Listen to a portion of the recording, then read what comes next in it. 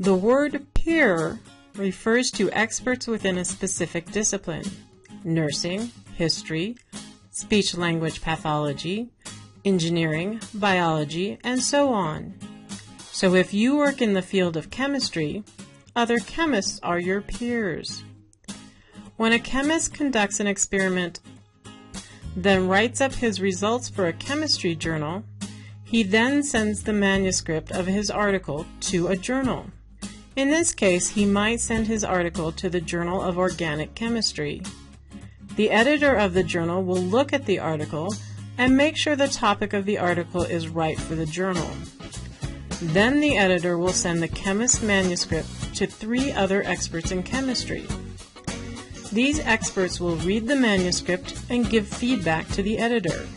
Sometimes the peer experts will say that the article is good and should be published. Sometimes the peer experts will reject the article and say that the research was not done well.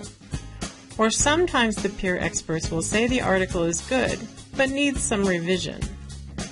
If the article was not rejected, it will then be published in the Journal of Organic Chemistry. The process of having experts within a field review someone's research write-up before it is published is the peer review process. Journals that require manuscripts to be reviewed before being selected for publication are more credible, reliable, and of more quality than periodicals that do not require peer review.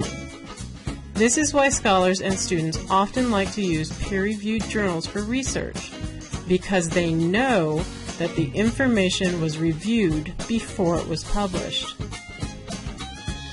Peer review is known by 2 other terms: refereed and juried.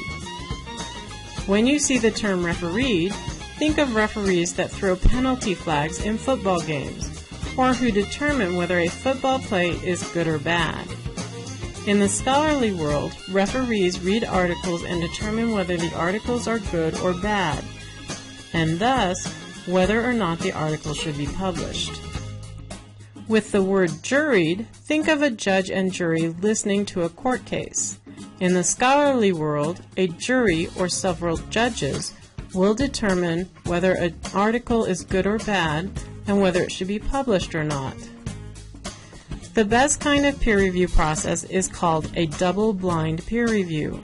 This is where the author's name is stripped off of the manuscript before the reviewers read it, and the authors never know the names of the reviewers.